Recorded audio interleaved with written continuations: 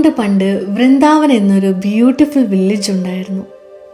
ഒരു ദിവസം ഒരു മുത്തശ്ശി അവിടെ ഫ്രൂട്ട്സ് വിൽക്കാനായിട്ട് വന്നു. നല്ല സ്വീറ്റ് ആയിട്ടുള്ള മാംഗോസും ആപ്പിൾസും ആയിരുന്നു അവരുടെ ബാസ്ക്കറ്റിൻ്റെ ഉള്ളിൽ.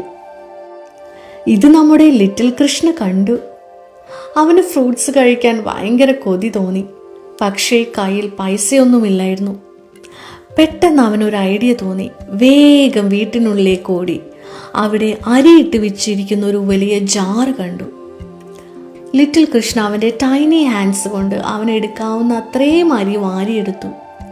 എന്നിട്ട് മുത്തശ്ശിയുടെ അടുത്തേക്ക് വേഗത്തിൽ ഓടി. ഓടുന്നതിനിടയിൽ കുറച്ച് അരികൾ താഴെ വീഴുന്നുണ്ടായിരുന്നു. മുത്തശ്ശിയുടെ അടുത്തെത്തിയപ്പോൾ കൃഷ്ണൻ്റെ കയ്യിൽ കുറച്ച് അരിയേ ഉണ്ടായിരുന്നുള്ളൂ.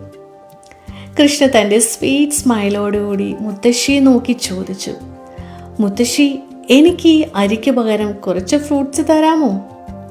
മുത്തശ്ശി കൃഷ്ണനെ കണ്ടപ്പോൾ വലിയ ഇഷ്ടമായി. മുത്തശ്ശിക്ക് പൈസയൊന്നും വേണ്ടിയിരുന്നില്ല. കൃഷ്ണൻ്റെ ചിരി മാത്രം മതിയായിരുന്നു.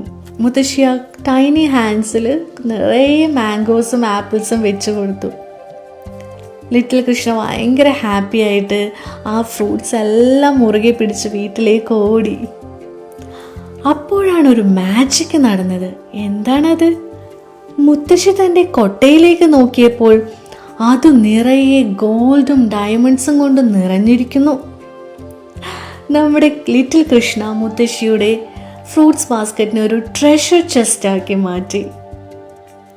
കാരണം ആ മുത്തശ്ശി സ്നേഹത്തോടെയാണല്ലോ ലിറ്റിൽ കൃഷ്ണയ്ക്ക് ഫ്രൂട്ട്സ് കൊടുത്തത്.